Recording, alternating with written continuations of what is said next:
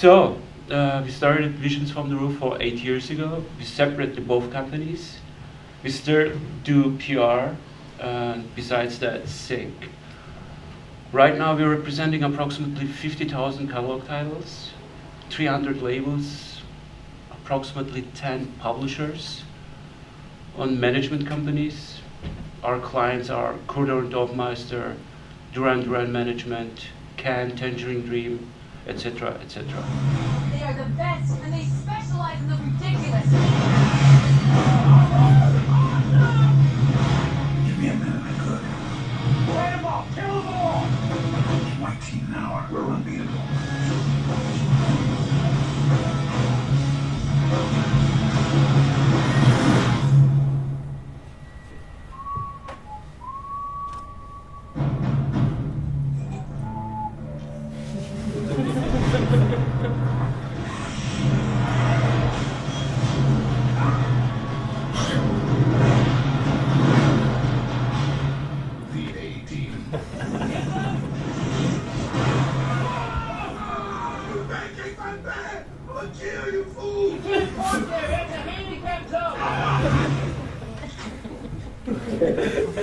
Thanks for that, Garo.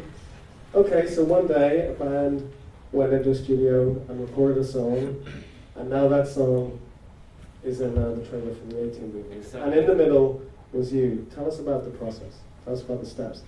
We pitched this song approximately 100 times. Bank Job, Ocean 11, Ocean 12, Ocean 13, Ocean 20, etc. I mean, it was obvious they will be used this song, this perfect match, you can see. But on one part we didn't believe. End of the trailer, it was a different song. It was actually, they had the Led Zeppelin version for Puff Daddy. As they moved on, and somehow the production and the producer fall in love with the song. It was always in the middle of this trailer, so they never moved the middle part, but actually always the end part and the beginning. Sometimes we receive from our clients MP3s, track 1, no name, no artist. I'm receiving every day approximately 300 tracks. I don't know where to put the song. I don't know who sent it to me, and who owns the rights. So what happens is immediately delete.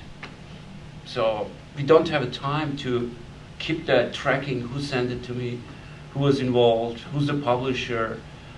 What I suggest to you guys, very, very important, it's really, it's like having a car and no tires, actually, or sending a mail without an address. So put the artist name, tag the song, artist name, song name, composer's name, publisher, master owner. All this information is very essential, actually. Let's say in Hollywood terms, it's 2 hours. It's very long time, actually. It's a lifetime for a production. So we have to be ready if the call comes in. It's a call. When they say, you know, I like this song, I want to use that for this show or for this trailer, we just dropped the other song. Are you ready to go? Some people have great music, but ends up, that's the issue why they don't get their music license or why they don't end up in certain projects, because of these simple things not done. Also CDs, I'm receiving CDs still, handwritten notes, no address, no telephone number, no email, but great pictures. I certainly find, like with the You Send It link, it's a massive pain for me to have to sit, download, wait for it to open, go through it. I have a feeling that box.net you can just listen to stuff before downloading it. So if you can find stuff that we can listen to without having to download, that makes it a lot easier. The reason why we're successful, actually we're representing 95% independent artists and labels and publishers.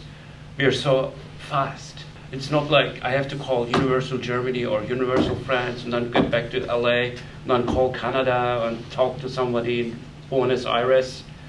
Then it's over. So people are calling us and in 24 hours we clear the song because I have the cell phone of the artist. He sits here and that's it. That's also having an impact on artists and artists' level of interest in signing with a major. Because signing your publishing to a major, it may sound great, you might get a fat advance, oh, that's all good, but you may actually find that the number of syncs you get is reduced, because we don't want to go to majors to find tracks. It's too labor intensive. Also, if you do get synced from a major, if you're with a major and you get a sync, you won't get paid for probably a year at the earliest. Actually, something else in terms of putting your stuff up for people to find. Something that's really good if you do get a sync. So the artist that I manage is called Sam Isaac, and we recently had a sync on Chuck, which is this big show in the US on NBC. So it's 7.5 million people. It was over the last 3 scenes of the film, and it was actually like a fan that did this. It wasn't even us. Stuck the song up on YouTube with all of the lyrics. And then it had, within a month, 20,000 people had hit it, because people just went typed in, I want to live in a house surrounded by, and then it came up Sam Isaac Bears with a link to the iTunes so that people could buy it. Okay, gentlemen here. I want to ask Garo about the giving away your music for free. Yes, it's kind of, I feel, that's my personal view, it's beginning of the end. It looks like record industry is dead. That's only revenues what we have, sync on live, on merchandise, or what else left. So why, I understand you're trying to make living out of it, right?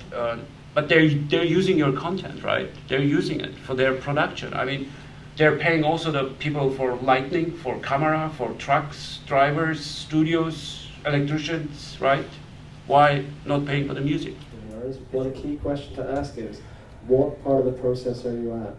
Are you editing? Are you mixing? Are you in post? The closer they are to the finished product, the more value you have, and the more you can say to them, actually, you're mixing, really, in the next 48 hours? Okay, so... You can quote a thing called MFN, Most Favored Nation. So if there's a soundtrack and you don't know quite, you think you're getting shafted, you could say, well, you can have my track, but I want to make sure it's MFN with the rest of the soundtrack.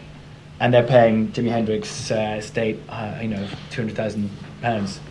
Then they can either say, oh, well, we can't do MFN, because they would have to pay you the same as they pay the highest paid, but we can give you 10 grand. So suddenly it does jump up. So MFN is a very useful little tag on. You can also do the exact opposite of that and go, yeah, and I'm not expecting MFN because I'm an emerging artist. I really want to be doing stuff like that. Because when I heard that, that's what you know. But, exactly. Obviously, you have to be ready when you get the call. You have to know how much you're asking for. You have to know where you go. You have to have the skills to negotiate.